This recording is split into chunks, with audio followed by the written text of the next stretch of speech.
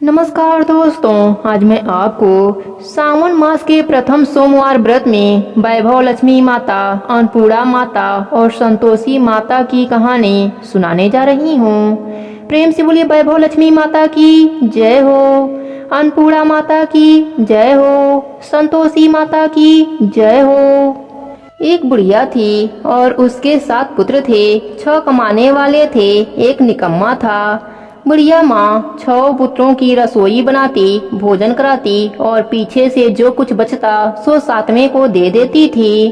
परंतु वह बड़ा भोला भाला था, मन में कुछ विचार न करता था।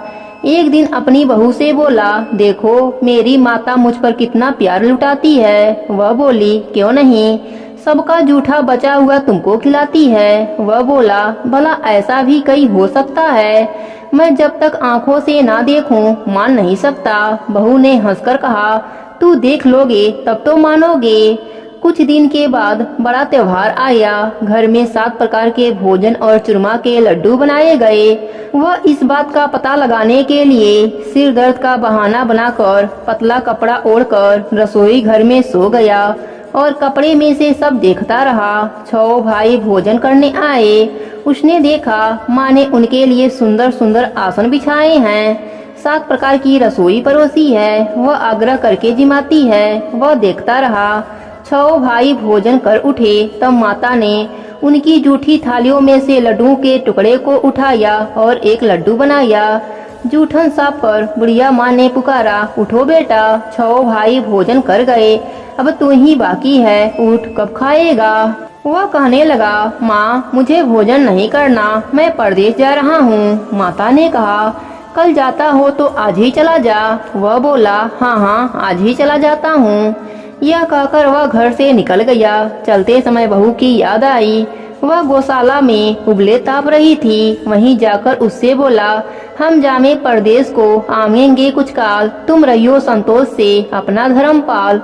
वह बोली, जाओ पिया आनंद से, हमरू सोच हटाए, राम भरोसे हम रहें, ईश्वर तुम्हें सहाय। देख निशानी आपकी, देख धरू मैं धीर, सुधी हमारी मति बिसरियो, रखियो मन गंभीर। वह बोला, मेरे पास तो कुछ नहीं, यह अंगूठी है, सो ले ले और अपनी कुछ निशानी मुझे दे दे। वह बोली, मेरे पास क्या है, यह गोबर भरा हाथ है। यह कहकर उसकी पीठ में गोबर के हाथ की थाप मार दी। वह चल दिया। चलते चलते दूर देश में पहुंचा। वहाँ पर एक साहूकार की दुकान थी। वहाँ जाकर कहने लगा, भाई मुझे नौकरी पर रख लो। साहूकार को जरूरत थी। वह बोला, राजा। लड़के ने पूछा, तनख्वाह क्या दोगे? साहूकार ने कहा, काम देखकर दाम मिलेगा। साहूकार की नौकरी मिली। वह सवेरे 7 बजे से रात तक नौकरी बजाने लगा। कुछ दिनों में दुकान का सारा लेन देन, हिसाब किताब, ग्राहकों को माल बेचना, सारा काम करने लगा। साहूकार के 7-8 नौकर थे।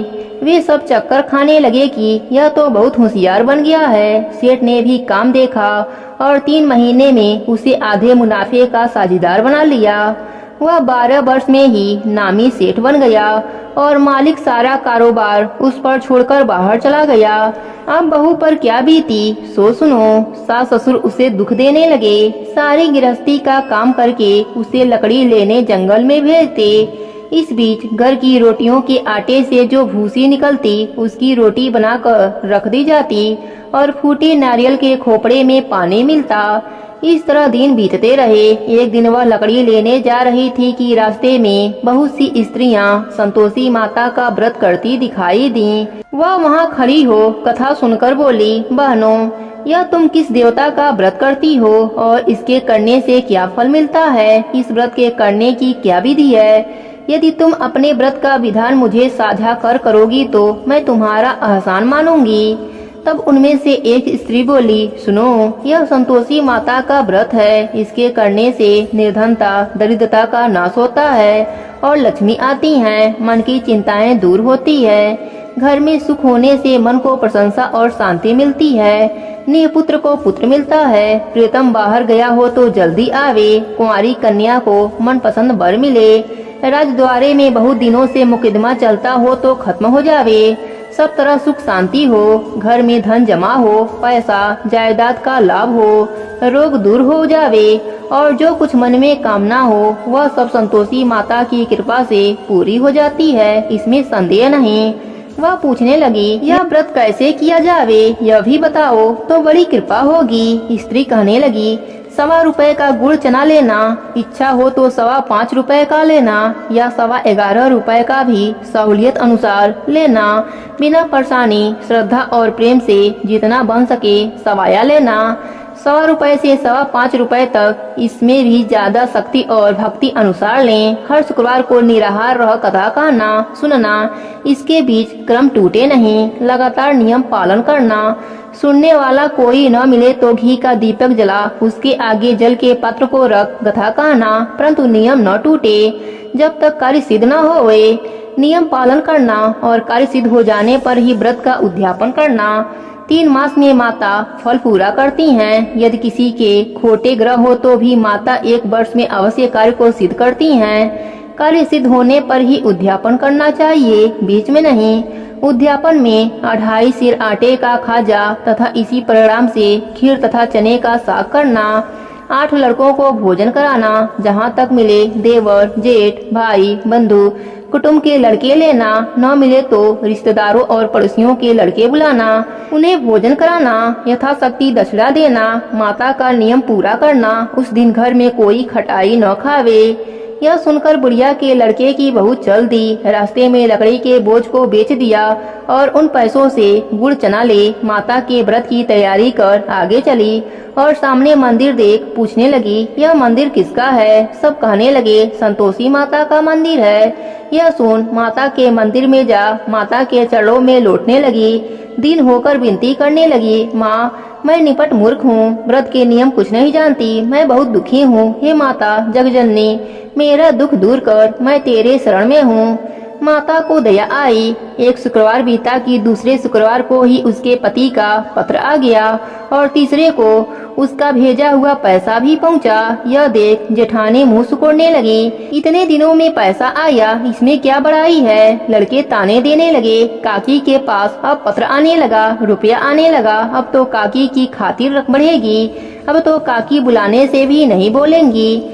बेचारी सरलता से कहती, भैया पत्र आवे रुपया आवे तो हम सबके लिए अच्छा है। ऐसा कहकर आंखों में आंसू भरकर संतोषी माता के मंदिर में आ मातेश्वरी के चरणों में गिरकर रोने लगी। माँ मैंने तुमसे पैसा नहीं मांगा, मुझे पैसे से क्या काम है, मुझे तो अपने सुहाग से काम है, मैं तो अपने स्वामी के दर्शन और सेवा मांगती हूँ। तब माता ने प्रसन्न होकर कहा, जा बेटी तेरा स्वामी आएगा। यह सुन खुशी से बावली हो घर में जा काम करने लगी। अब संतोषी माँ विचार करने लगी, इस भोली पुत्र से मैंने कह तो दिया तेरा पति आवेगा, पर आवेगा कहाँ से? वह तो सपने में भी इसे याद नहीं करता, उसे याद दिलाने मुझे जाना पड़ेगा। इस तरह माता बुढ़िया के बेटे के पास जा सपने में प्रकट होकर कहने लगी, साहूकार के बेटे सोता है या जागता है? वह बोला, माता सोता भी नहीं हूँ जागता भी नहीं हूँ, बीच में हूँ, कहो क्या आज्ञा है? माँ कहने लगी, तेरा घर बार कुछ है या नहीं? वह बोला, मेरा सब कुछ है माता, माँ बाप भाई बहन बहू, क्या कमी है? माँ बोली, भोले पुत्र तेरी स्त्री घोर कष्ट उठा रही है, माँ बाप उसे दुख दे रहे हैं, वह तेरे लिए तरस रही है, तू उसकी सुध ले। वह बोला, हाँ माता यह तो मुझे मालूम है, परंतु मैं जाऊँ तो कैसे जाऊँ? परदेश की बात है, लेन देन का कोई हिसाब नहीं है, कोई जाने का रास्ता नजर नहीं आता, कैसे चला जाऊँ? माँ कहने लगी, मेरी बात मान, सवेरे नहा धोकर संतोषी माता का नाम ले, घी का दीपक जला, दंडवत कर दुकान पर बैठ जाना। देखते देखते तेरा लेन देन सब चुकता हो जाएगा, जमा माल बिक जाएगा, सांझ होते होते धन का ढेर लग जाएगा। सवेरे बहुत जल्दी उठ। उसने लोगों से अपने सपने की बात कही तो वे सब उसकी बात अनसुनी कर दिल लगी उड़ाने लगे, कहीं सपने भी सच होते हैं। एक बूढ़ा बोला, देख भाई मेरी बात मान, इस प्रकार सच झूठ करने के बदले देवता ने जैसा कहा है वैसा ही करने में तेरा किया जाता है। वह बूढ़े की बात मान, स्नान कर, संतोषी माँ को दंडवत कर, घी का दीपक जला, दुकान पर जा बैठा। थोड़ी देर में वह क्या देखता है कि देने वाले रुपया लाए, लेने वाले हिसाब लेने लगे। कोठे से भरे सामानों के खरीदार नगद दाम से सौदा करने लगे। शाम तक धन का ढेर लग गया। माता का चमत्कार देख प्रसन्न हो मन में माता का नाम ले घर ले जाने के वास्ते गहना कपड़ा खरीदने लगा और वहाँ के काम से निमट कर वह घर को रवाना हुआ। वहाँ बहू बेचारी जंगल में लकड़ी लेने जाती है। लौटते वक्त माँ के मंदिर पर विश्राम करती है। वह तो उसका रोजाना रुकने का स्थान था। दूर से धूल उड़ती देख वह माता से पूछती है, हे माता, यह धूल कैसी उड़ रही है? माँ कहती हैं, हे पुत्री, तेरा पति आ रहा है। अब तू ऐसा कर, लकड़ियों के 3 बोझ बना ले। एक नदी किनारे रख, दूसरा मेरे मंदिर पर और तीसरा अपने सिर पर रख। तेरे पति को लकड़ी का गट्ठर देखकर मोह पैदा होगा। वह वहाँ रुकेगा, नाश्ता पानी बना खाकर माँ से मिलने जाएगा। अब तू लकड़ियों का बोझ उठाकर घर जाना और बीच चौक में गट्ठा डालकर 3 आवाजें जोर से लगाना। लो सासू जी, लकड़ियों का गट्ठर ले लो, भूसी की रोटी दे दो और नारियल के खोपड़ी में पानी दे दो। आज कौन मेहमान आया है? माँ की बात सुन बहू बहुत अच्छा माता कहकर प्रसन्न हो लकड़ियों के 3 गट्ठर बनाई। एक नदी तट पर, एक माता के मंदिर पर रख। इतने में ही एक मुसाफिर आ पहुँचा। सूखी लकड़ी देख उसकी इच्छा हुई कि अब यहीं विश्राम करें और भोजन बना खाकर गांव जावें। इस प्रकार भोजन बना विश्राम कर वह गांव को गया। सबसे प्रेम से मिला। उसी समय बहू सिर पर लकड़ी का गट्ठर लिए आती है। लकड़ी का भारी बोझ आंगन में डाल जोर से 3 आवाज देती है, लो सासू जी, लकड़ी का गट्ठर ले लो, भूसी की रोटी दे दो, नारियल के खोपड़ी में पानी दे दो। आज कौन मेहमान आया है? यह सुनकर सास बाहर आई। अपने दिए हुए कष्टों को भुलाते हुए कहती है, बहू ऐसा क्यों कहती है? तेरा मालिक ही आया है। आ बैठ, मीठा भात खा, भोजन कर, कपड़े गहने पहन। इतने में आवाज सुन उसका स्वामी बाहर आता है और अंगूठी देख व्याकुल हो माँ से पूछता है, माँ यह कौन है? माँ कहती है, बेटा यह तेरी बहू है। आज 12 वर्ष हो गए जब से तू गया है, तब से सारे गांव में जानवर की तरह भटकती फिरती है। काम काज घर का कुछ नहीं करती है, 4 समय आकर खाती है। अब तुझे देखकर भूसी की रोटी और नारियल के खोपड़ी में पानी मांग रही है। वह लज्जित हो बोला, ठीक है माँ, मैंने इसे भी देखा है और तुम्हें भी देखा है। अब मुझे दूसरे घर की ताली की चाबी दो, मैं उसी में रहूंगा। तब माँ बोली, ठीक है बेटा, तेरी जैसी मर्जी, कहकर ताला का गुच्छा पटक दिया। उसने ताली ली। दूसरे कमरे में जो तीसरी मंजिल के ऊपर था खोलकर सारा सामान जमाया। एक दिन में ही वहाँ राजा के महल जैसा ठाट बाट बना लिया। अब क्या था, वे दोनों सुख पूर्वक रहने लगे। इतने में अगला शुक्रवार आया। बहू ने अपने पति से कहा कि मुझे माता का उद्यापन करना है। पति बोला, बहुत अच्छा, खुशी से करो। वह तुरंत ही उद्यापन की तैयारी करने लगी। जेठ के लड़कों को भोजन के लिए कहने लगी। उसने मंजूरी किया, परंतु पीछे जेठानी अपने बच्चों को सिखलाती है, देखो रे, भोजन के समय तुम लोग खटाई मांगना, जिससे उसका उद्यापन पूरा न हो सके। लड़के जिमने आए, खीर पेट भर के खाई, परंतु याद आते ही कहने लगे, हमें कुछ खटाई दे दो, खीर खाना हमें भाता नहीं है, देखकर अरुचि होती है। बहू कहने लगी, खटाई किसी को नहीं दी जाएगी, यह तो संतोषी माता का प्रसाद है। लड़के तुरंत उठ खड़े हुए, बोले, पैसा लाओ। बोली बहू कुछ नहीं जानती थी, सो उन्हें पैसा दे दिया। लड़के उसी समय जा करके इमली खाने लगे। यह देखकर बहू पर संतोषी माता कोपित हो गईं। राजा के दूत उसके पति को पकड़कर ले गए। जेठ जेठानी मनमनाने खोटे वचन कहने लगे, लूट लूट कर धन इकट्ठा कर लाया था, सो राजा के दूत पकड़कर ले गए। अब सब मालूम पड़ जाएगा जब जेल की हवा खाएगा। बहू से यह वचन सहा नहीं गया। रोती रोती माता के मंदिर में गई। हे माता, तुमने यह क्या किया? हंसाकर अब क्यों रुलाती हो? माता बोली, पुत्री, तूने उद्यापन करके मेरा व्रत भंग कर दिया है। इतनी जल्दी सब बातें भुला दिया। वह कहने लगी, माता, भूली तो कुछ नहीं हूँ, न कुछ अपराध किया है। मुझे तो लड़कों ने भूल में डाल दिया। मैंने भूल से उन्हें पैसे दे दिया, मुझे क्षमा कर देना। माँ बोली, ऐसी भी कहीं भूल होती है?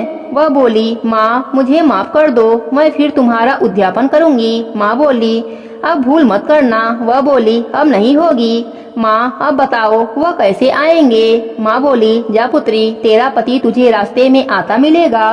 वह घर को चल दी। राह में पति आता मिला। उसने पूछा कहाँ गए थे। तब वह कहने लगा इतना धन कमाया था, उसका टैक्स राजा मांग रहा था, वह भरने गया था। वह प्रसन्न होकर बोली भला हुआ, अब घर चलो। कुछ दिन बाद फिर शुक्रवार आया। वह बोली मुझे माता का उद्यापन करना है। पति ने कहा करो। वह फिर जेठ के लड़के से भोजन करने के लिए कहने लगी। जेठानी ने तो एक दो बातें सुनाई और लड़कियों को सिखा दिया कि तुम पहले खटाई मांगना। लड़के कहने लगे हमें खीर खाना नहीं भाता, जी बिगड़ता है, कुछ खटाई दे दो। वह बोली खटाई खाने को नहीं मिलेगी, आना हो तो आओ। वह ब्राह्मणों के लड़कों को भोजन कराने लगी। यथाशक्ति दक्षिणा की जगह एक एक फल उन्हें दिया। इससे संतोषी माता प्रसन्न हुई। माता की कृपा होते ही 9वें मास उसको चंद्रमा के समान सुंदर पुत्र प्राप्त हुआ। पुत्र को लेकर प्रतिदिन माता जी के मंदिर में जाने लगी। माँ ने सोचा कि यह रोज आती है, आज क्यों न मैं इसके घर चलूं, इसका आसरा देखूं तो सही। यह विचार कर माता ने भयानक रूप बनाया। गुड़ और चने से सना मुख, ऊपर सूर्य के समान ओठ, उस पर मक्खियां भिन भिन कर रही थीं। देहलीज में पाँव रखते ही उसकी सास चिल्लाई, देखो रे कोई चुड़ैल डाकनी आ रही है, लड़को इसे भगाओ नहीं तो यह किसी को खा जाएगी। लड़के डरने लगे, चिल्लाकर खिड़की बंद करने लगे। छोटी बहू रोशनदान में से देख रही थी। प्रशंसा से पगली होकर चिल्लाने लगी, आज मेरी माताजी मेरे घर आई हैं। यह कहकर बच्चे को दूध पिलाने से हटाती है। इतने में सास का क्रोध फूट पड़ा। बोली राण, इसे देखकर कैसी उतावली हुई है जो बच्चे को पटक दिया। इतने में माँ के प्रताप से जहाँ देखो वहीं लड़के ही लड़के नजर आने लगे। वह बोली माँ जी, मैं जिनका व्रत करती हूँ यह वही संतोषी माता हैं। इतना कह झट से सारे घर के किवाड़ खोल देती है। सबने माता के चरण पकड़ लिए और विनती करने लगे, हे माता, हम मूर्ख हैं, हम अज्ञानी हैं, पापी हैं। तुम्हारे व्रत की विधि हम नहीं जानते थे। तुम्हारा व्रत भंग कर हमने बहुत बड़ा अपराध किया है। हे माता, आप हमारा अपराध क्षमा करो। इस प्रकार माता प्रसन्न हुई। हे संतोषी माता, जैसे आप बहू पर प्रसन्न हुई वैसे ही अपने सभी भक्तों पर प्रसन्न रहना। कहानी अधूरी हो तो पूरी करना, पूरी हो तो मान रखना। प्रेम से बोली संतोषी माता की जय हो। प्रेम से बोली अन्नपूर्णा माता की जय हो। काशी निवासी धनंजय की पत्नी का नाम सुलक्षणा था। उसे अन्य सब सुख प्राप्त थे, केवल निर्धनता ही उसके दुख का कारण था। यह दुख उसे हर समय सताता था। एक दिन सुलक्षणा पति से बोली, स्वामी आप कुछ उद्यम करो तो काम चले, इस प्रकार कब तक काम चलेगा। सुलक्षणा की बात धनंजय के मन में बैठ गई और वह उसी दिन विश्वनाथ शंकर जी को प्रसन्न करने के लिए बैठ गया और कहने लगा, हे देवाधिदेव विश्वेश्वर, मुझे पूजा पाठ कुछ नहीं आता है, केवल तुम्हारे भरोसे बैठा हूँ। इतनी विनती करके वह 2-3 दिन तक भूखा प्यासा बैठा रहा। यह देखकर भगवान शंकर ने उसके कान में अन्नपूर्णा अन्नपूर्णा अन्नपूर्णा इस प्रकार 3 बार कहा। यह कौन क्या कह गया, इसी सोच में धनंजय पड़ गया कि मंदिर से आते ब्राह्मणों को देखकर पूछने लगा, पंडित जी अन्नपूर्णा कौन है। ब्राह्मणों ने कहा, तू अन्न छोड़ बैठा है सो तुझे अन्न की ही बात सूझती है, जा घर जाकर अन्न ग्रहण कर। धनंजय घर गया, स्त्री से सारी बात कही। वह बोली, नाथ चिंता मत करो, स्वयं शंकर जी ने यह मंत्र दिया है, वे स्वयं ही खुलासा करेंगे, आप फिर जाकर उनकी आराधना करो। धनंजय फिर जैसा का तैसा पूजा में बैठ गया। रात्रि में शंकर जी ने आज्ञा दी, कहा तू पूर्व दिशा में चला जा। वह अन्नपूर्णा का नाम जपता जाता और रास्ते में फल खाता, झरनों का पानी पीता जाता। इस प्रकार कितने ही दिनों तक चलता गया। वहाँ उसे चांदी सी चमकती वन की शोभा देखने को आई। सुंदर सरोवर देखने में आया। उसके किनारे कितनी ही अप्सराएं झुंड बनाए बैठी थीं। एक कथा कहती थी और सब माँ अन्नपूर्णा इस प्रकार बार बार कहती थीं। यह अगहन मास की उजैली रात्रि थी और आज से ही व्रत का ये आरंभ था। जिस शब्द की खोज करने वह निकला था वह उसे वहाँ सुनने को मिला। धनंजय ने उनके पास जाकर पूछा, हे देवियों, आप यह क्या करती हो। उन सब ने कहा, हम सब माँ अन्नपूर्णा का व्रत करते हैं। व्रत करने से क्या होता है, यह किसने किया है, इसे कब किया जाए, कैसा व्रत है, इसकी विधि क्या है, मुझसे भी कहो। वे कहने लगी, इस व्रत को सब कोई कर सकता है। 21 दिन तक के लिए 21 गांठ का सूत लेना चाहिए। 21 दिन यदि न बने तो एक दिन उपवास करें। यह भी न बने तो केवल कथा सुनकर प्रसाद लें। निराहार रहकर कथा कहें। कथा सुनने वाला कोई न मिले तो पीपल के पत्तों को रख, सुपारी या धृत कुमारी वृक्ष को सामने कर, दीपक को साक्षी कर, सूर्य, गाय, तुलसी या महादेव को बिना कथा सुनाए मुख में दाना न डालें। यदि भूल से कुछ पड़ जाए तो एक दिवस फिर उपवास करें। व्रत के दिन क्रोध न करें और न झूठ बोलें। धनंजय बोला, इस व्रत के करने से क्या होगा? वे कहने लगी, इसके करने से अंधों को नेत्र मिले, लूलों को हाथ मिले, निर्धन के घर धन आए, बांझन को संतान मिले, मूर्ख को विद्या आए। जो जिस कामना से व्रत करे माँ उसकी इच्छा पूरा करती हैं। वह कहने लगा, बहनों, मेरे भी धन नहीं है, विद्या नहीं है, कुछ भी तो नहीं है। मैं तो दुखिया ब्राह्मण हूँ, मुझे इस व्रत का सूत दोगी? हाँ भाई, तेरा कल्याण हो, तुझे देंगे, ले इस व्रत का मंगलसूत्र ले ले। धनंजय ने व्रत किया। व्रत पूरा हुआ तभी सरोवर में से 21 खंड की स्वर्ण सीढ़ी हीरा मोती जड़ी हुई प्रकट हुई। धनंजय जय अन्नपूर्णा माता, जय अन्नपूर्णा माता कहता जाता। इस प्रकार कितनी ही सीढ़ियां उतर गया तो क्या देखता है कि करोड़ों सूर्य के प्रकाशमान अन्नपूर्णा का मंदिर है। उसके सामने स्वर्ण सिंहासन पर माता अन्नपूर्णा विराजमान है। सामने भिक्षा हेतु शंकर भगवान खड़े हैं। देवांगनाएं चवर डुलाती हैं। कितने ही हथियार बांधे पहरा देती हैं। धनंजय दौड़कर जगदम्बा के चरणों में गिर गया। देवी उसके मन का कलेश जान गई। धनंजय कहने लगा, माता आप तो अंतर्यामी हो, आपको अपनी दशा क्या बताऊं? माता बोली, मेरा व्रत किया है, जह संसार तेरा सत्कार करेगा। माता ने धनंजय के जीवा पर बीज मंत्र लिख दिया। अब तो उसके रोम रोम में विद्या प्रकट हो गई। इतने में क्या देखता है कि वह काशी विश्वनाथ के मंदिर में खड़ा है। माँ का वरदान ले धनंजय घर आया।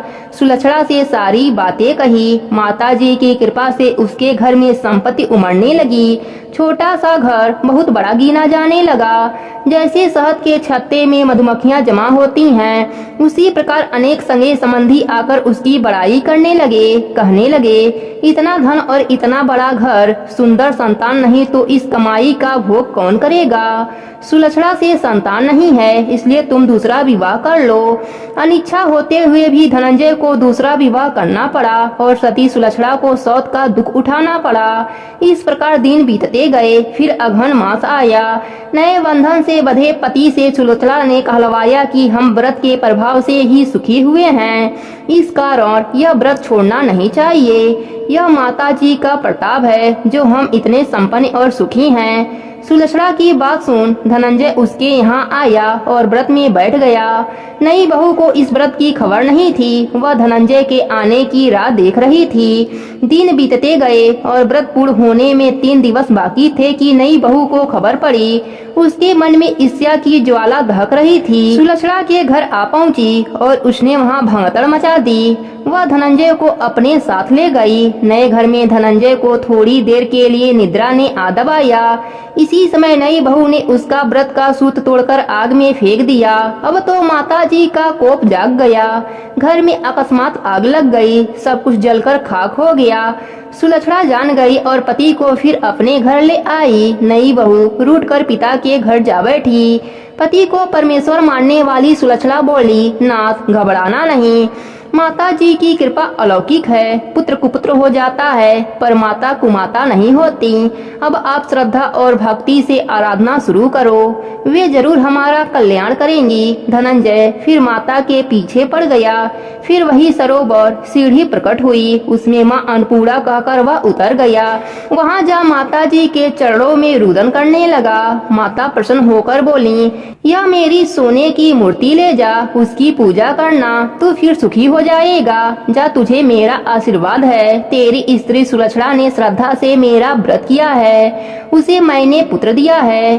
धनंजय ने आंखें खोला तो खुद को काशी विश्वनाथ के मंदिर में खड़ा पाया। वहां से फिर उसी प्रकार घर आया। इधर सुलक्षणा के दिन चढ़े और महीने पूरे होते ही पुत्र का जन्म हुआ। गांव में आश्चर्य की लहर दौड़ आई, मानता आने लगा। इस प्रकार उसी गांव में निसंतान सेठ के पुत्र होने पर उसने माता अन्नपूर्णा का मंदिर बनवा दिया। उसमें माता जी धूमधाम से पधारी, यज्ञ किया और धनंजय को मंदिर के आचार्य का पद दे दिया गया।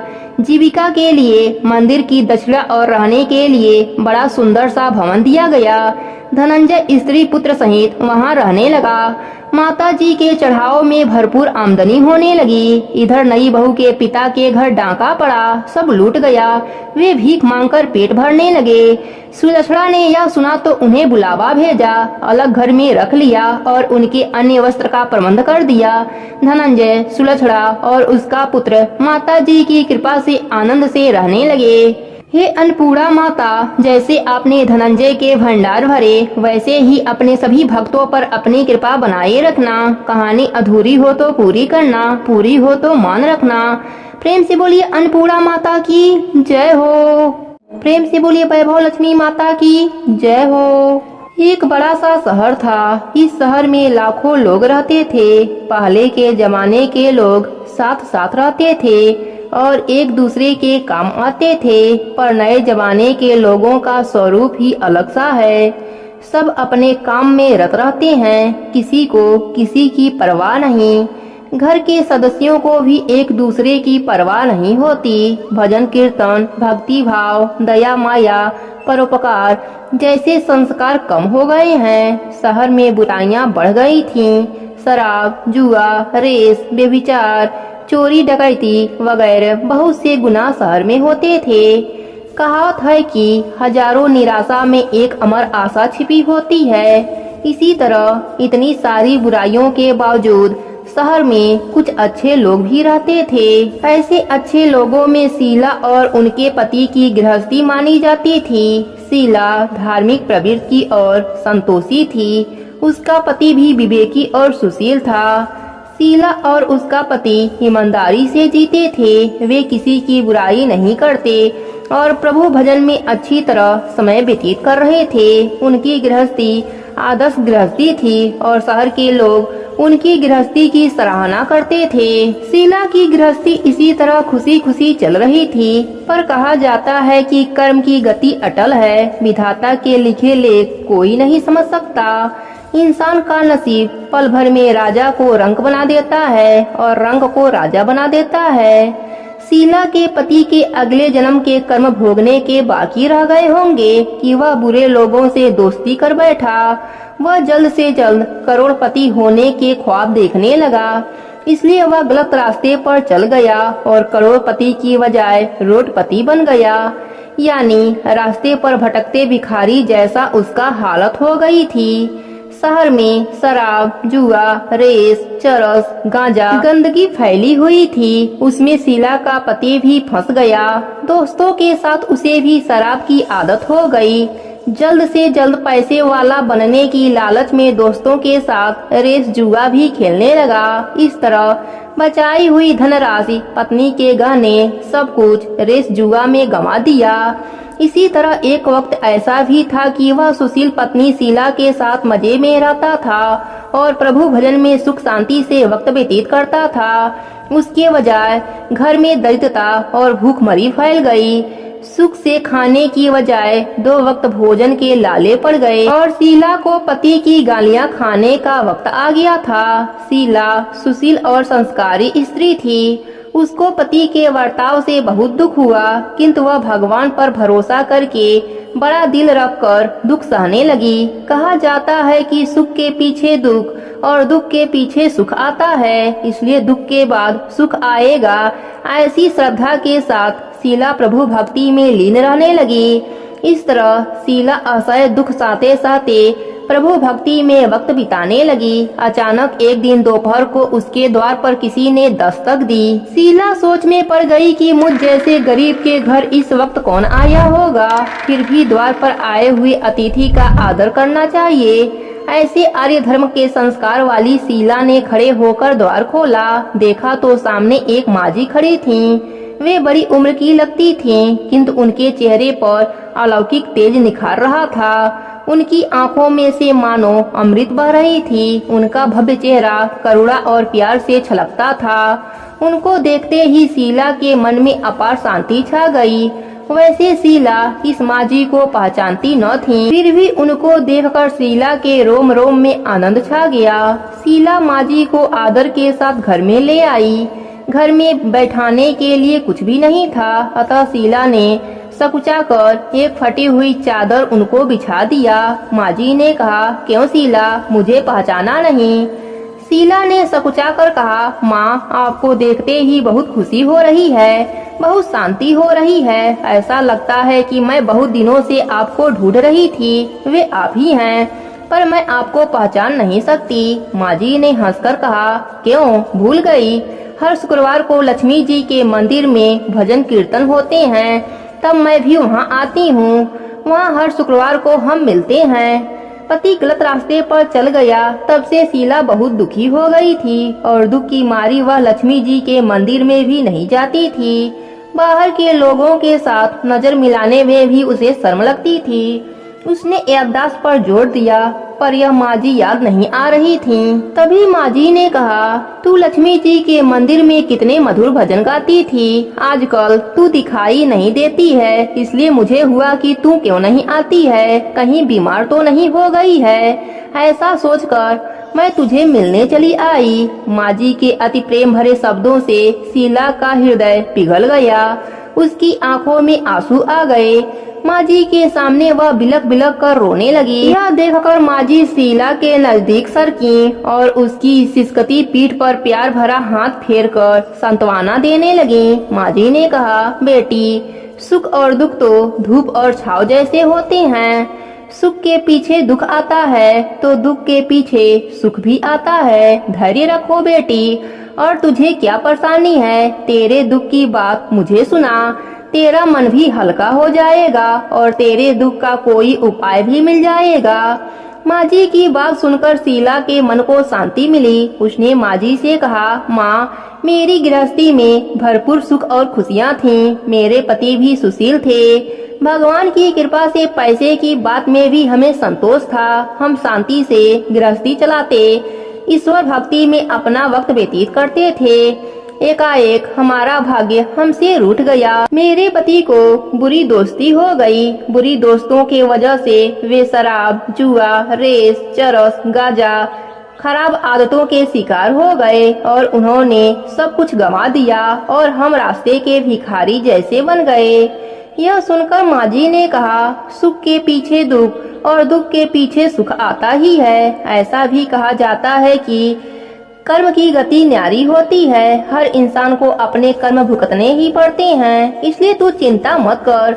अब तू कर्म भुगत चुकी है, अब तुम्हारे सुख के दिन अवश्य आएंगे। तू तो माँ लक्ष्मी जी की भक्त है। माँ लक्ष्मी जी तो प्रेम और करुणा के अवतार हैं। वे अपने भक्तों पर हमेशा ममता रखती हैं, इसलिए तू धैर्य रख के माँ लक्ष्मी जी का व्रत कर, इससे सब कुछ ठीक हो जाएगा। माँ लक्ष्मी जी का व्रत करने की बात सुनकर शीला के चेहरे पर चमक आ गई। उसने पूछा, माँ, लक्ष्मी जी का व्रत कैसे किया जाता है, वह मुझे समझाइए, मैं यह व्रत अवश्य करूँगी। माँ जी ने कहा, बेटी, माँ लक्ष्मी जी का व्रत बहुत सरल है। उसे वैभव लक्ष्मी व्रत कहा जाता है। यह व्रत करने वाले की सब मनोकामना पूर्ण होती है। वह सुख संपत्ति और यश प्राप्त करता है। ऐसा कहकर माँ जी वैभव लक्ष्मी व्रत की विधि कहने लगी। बेटी, वैभव लक्ष्मी व्रत वैसे तो सीधा साधा व्रत है, किंतु कई लोग यह व्रत गलत ठीक तरीके से करते हैं, अतः उसका फल नहीं मिलता। कई लोग कहते हैं कि सोने के गहने की हल्दी कुमकुम से पूजा करो, बस व्रत हो गया, पर ऐसा नहीं है। कोई भी व्रत शास्त्रीय विधि पूर्वक करना चाहिए, तभी उसका फल मिलता है।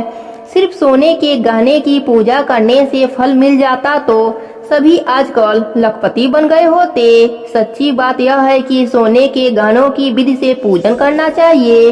व्रत की उद्यापन विधि भी शास्त्रीय विधि मुताबिक करनी चाहिए, तभी यह वैभव लक्ष्मी व्रत फल देता है।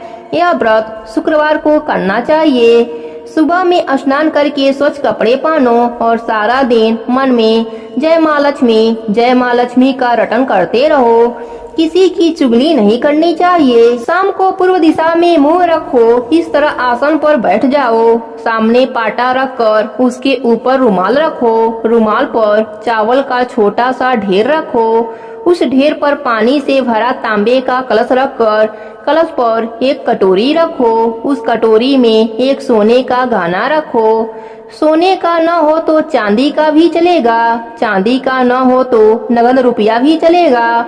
बाद में घी का दीपक जलाकर धूप बत्ती सुलगा रखो। माँ लक्ष्मी जी का बहुत स्वरूप है और माँ लक्ष्मी जी को श्री यंत्र भी अति प्रिय है। अतः वैभव लक्ष्मी में पूजन विधि करते वक्त सर्वप्रथम श्री यंत्र और लक्ष्मी जी के विविध स्वरूपों का सच्चे दिल से दर्शन करो। उसके बाद लक्ष्मी अष्टवन का पाठ करो। बाद में कटोरी में रखे हुए गहने या रुपए को हल्दी कुमकुम और चावल चढ़ाकर पूजा करो और लाल रंग का फूल चढ़ाओ। शाम को कोई मीठी चीज बनाकर उसका प्रसाद रखो। न हो सके तो शक्कर या गुड़ भी चल सकता है। फिर आरती करके 11 बार सच्चे हृदय से जय माँ लक्ष्मी बोलो। बाद में 11 या 21 शुक्रवार यह व्रत करने का दृढ़ संकल्प माँ के सामने करो। आपकी जो मनोकामना हो वह पूरी करने को माँ लक्ष्मी जी को विनती करो। फिर माँ का प्रसाद बांटो और थोड़ा प्रसाद अपने लिए रखो। अगर आप में शक्ति हो तो सारा दिन उपवास रखो और सिर्फ प्रसाद खाकर शुक्रवार करो। न शक्ति हो तो एक बार शाम को प्रसाद ग्रहण करते समय खाना खा लो। अगर थोड़ी शक्ति भी न हो तो 2 बार भोजन कर सकते हो।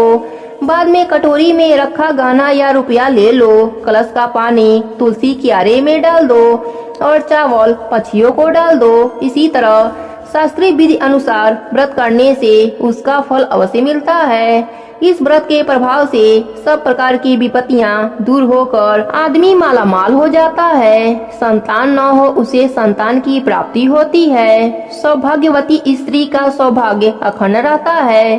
कुमारी लड़की को मनचाहा पति मिलता है।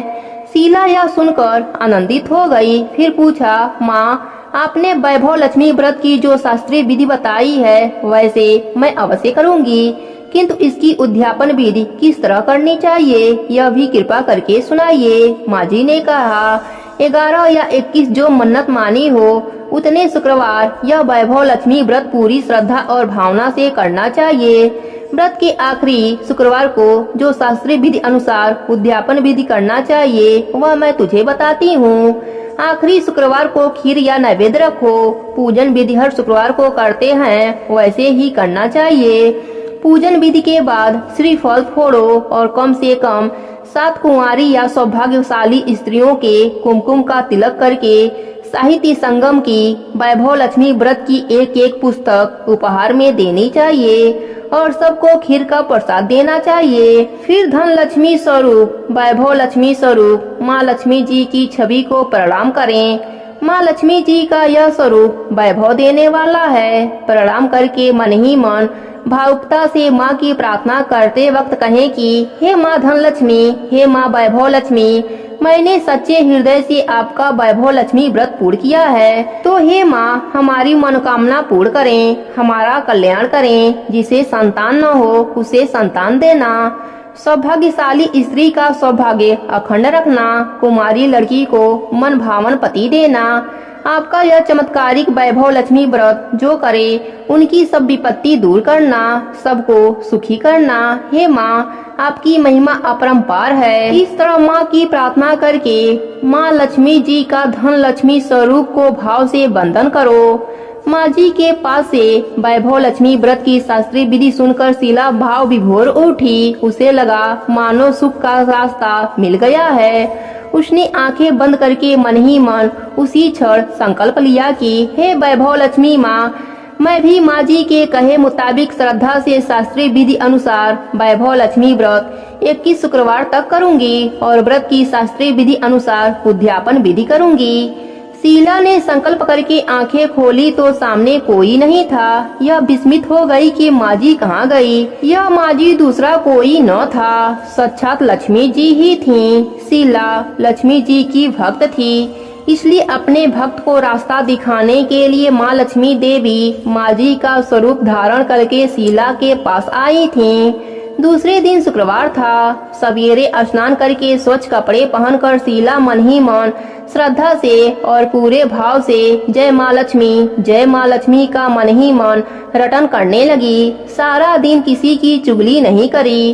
शाम हुआ तब हाथ पाँव मुंह धोकर शीला पूर्व दिशा में मुंह करके बैठ गई। घर में पहले सोने के बहुत से गाने थे, पर पतिदेव ने गलत रास्ते पर चलकर सब गाने गिरवी रख दिए थे। पर नाक की चुन्नी अभी बच्ची थी। नाक की चुन्नी निकालकर उसे धोकर शीला ने कटोरी में रखा। सामने पाटे पर रुमाल रखकर मुट्ठी भर चावल का ढेर किया। उस पर तांबे का कलश पानी भरकर रख दिया। उसके ऊपर चुन्नी वाली कटोरी रखी। फिर माँ जी ने कही थी कि वह शास्त्रीय विधि अनुसार बंदन, अस्तमन, पूजन वगैरह किया और घर में थोड़ी शक्कर थी, वह प्रसाद में रखकर वैभव लक्ष्मी व्रत किया। यह प्रसाद पहले पति को खिलाया। प्रसाद खाते ही पति के स्वभाव में फर्क पड़ गया। उस दिन उसने शीला को नहीं मारा, न ही सताया। शीला बहुत आनंदित हुई। उसके मन में वैभव लक्ष्मी व्रत के लिए और श्रद्धा बढ़ गई। शीला ने पूर्व श्रद्धा भक्ति से 21 शुक्रवार तक वैभव लक्ष्मी का व्रत किया। 21वें शुक्रवार को माँ जी के कहे मुताबिक उद्यापन विधि करके 7 स्त्रियों को वैभव लक्ष्मी व्रत की 7 पुस्तकें उपहार में दी। फिर माता जी के धन लक्ष्मी स्वरूप की छवि को वंदन करके भाव से मन ही मन प्रार्थना करने लगी। हे माँ धन लक्ष्मी, मैंने आपका वैभव लक्ष्मी व्रत करके मन्नत मानी थी, वह व्रत आज पूर्ण किया है। हे माँ, मेरी हर विपत्ति दूर करो, हमारा सबका कल्याण करो। जिसे संतान न हो उसे संतान देना। सौभाग्यवती स्त्रियों का सौभाग्य अखंड रखना। कुंवारी लड़कियों को मन भावन पति देना। आपका यह चमत्कारिक व्रत वैभव लक्ष्मी व्रत करे, उसकी सब विपत्ति दूर करना, सबको सुखी रखना। हे माँ, आपकी महिमा अपार है। ऐसा बोलकर लक्ष्मी जी के धन लक्ष्मी स्वरूप की छवि को प्रणाम किया। इस तरह शास्त्रीय विधि पूर्वक शीला ने श्रद्धा से व्रत किया और तुरंत ही उसे फल मिला। उसका पति गलत रास्ते पर चला गया था, वह अच्छा आदमी हो गया और कड़ी मेहनत करके व्यवसाय करने लगा। माँ लक्ष्मी जी के वैभव लक्ष्मी व्रत के प्रभाव से उसको ज्यादा मुनाफा होने लगा। उसने तुरंत शीला के गिरवी रखे गाने छुड़ा लिए। घर में धन की बारिश आ गई। घर में पहले जैसी सुख शांति छा गई। वैभव लक्ष्मी व्रत का प्रभाव देखकर मुहल्ले की दूसरी स्त्रियां भी शास्त्रीय विधि पूर्वक वैभव लक्ष्मी व्रत करने लगीं। हे माँ धन लक्ष्मी, आप जैसे शीला पर प्रसन्न हुई, इसी तरह आपका व्रत करने वाले सब पर प्रसन्न होना, सबको सुख शांति देना। प्रेम से बोलिए धन लक्ष्मी माता की जय हो, वैभव लक्ष्मी माता की जय हो।